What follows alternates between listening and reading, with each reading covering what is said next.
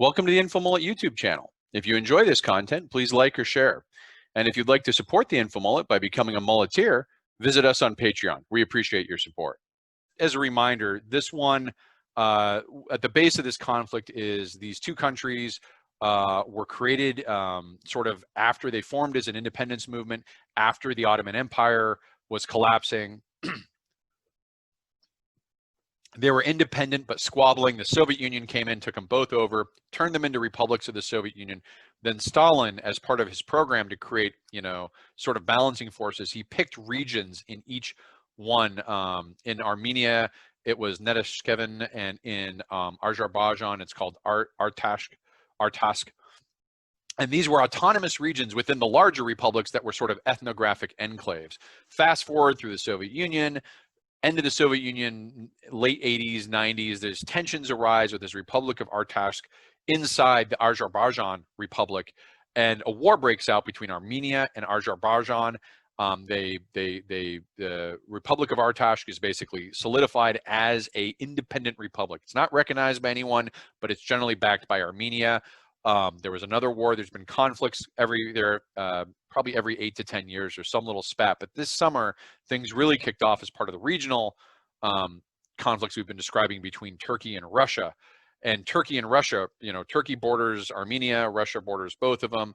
They play a power broker thing, and Turkey backed Azerbaijan and Russia backed Armenia.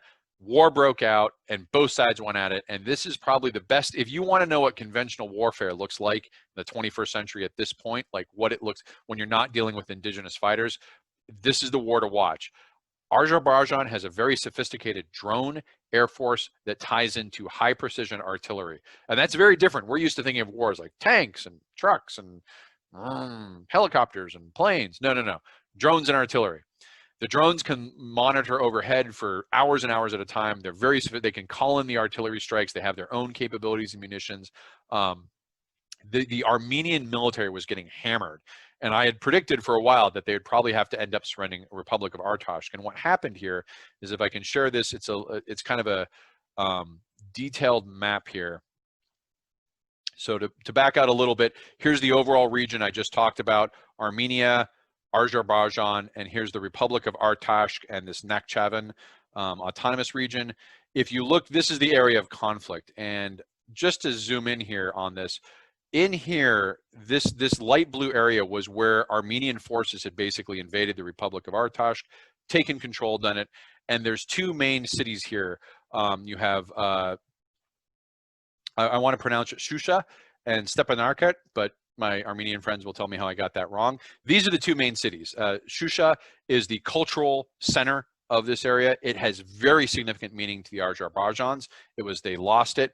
And Stepanakert is the capital of the republic. And what happened is the Azerbaijan forces were able to push back the Armenian forces and basically move in and capture Shusha. Now, Shusha is on a plateau or a high hilly area, only 8 kilometers away from the capital. So you've got now a base from which that artillery I'm talking about, you can place your artillery there, you can send your drones over the capital, and it creates basically a checkmate position. So I called this when it happened on the thing, I said, this is it, it's over. And within a day, Armenia had signed a ceasefire. What's happening now is this is the disposition as we stand now. This is the Nagorno-Karabakh region. Is this area here is what was formerly controlled by the Republic. This is what has been taken firmly by Azerbaijan. This is what this light blue is what's going to have to be ceded. And basically, as I was forecasting, the Republic of Artashk is going to cease to exist. The ethnic Armenians are already in the progress of abandoning their houses. Some of them are burning them before they go. They have to move out, and they have until December 1st to do so. So they are, right now as you're going on, there are convoys moving out. They're moving out of this region. International monitoring troops are moving in to monitor the ceasefire, and they are, guess who? Russia and Turkey. So Russia and Turkey are creating a joint force.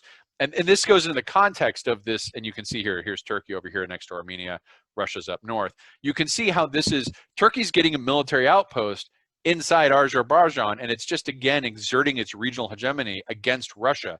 Now, in this case, Russia was able to negotiate the ceasefire.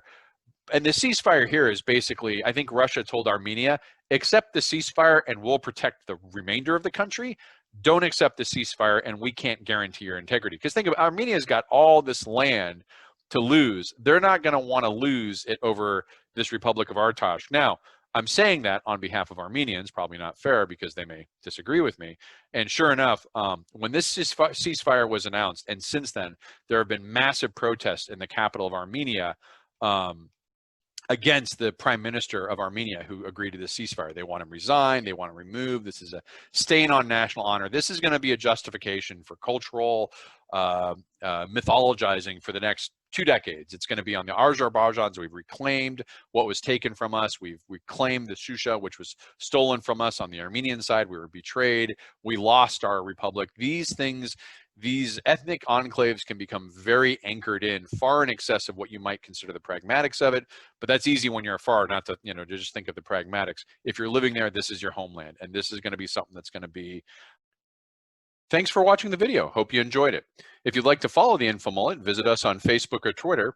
And if you'd like notifications when we post new video content, click on the red subscribe button below the video. If you've ever wanted to become a mulleteer and support the Info Mullet, visit us on Patreon. We appreciate the support.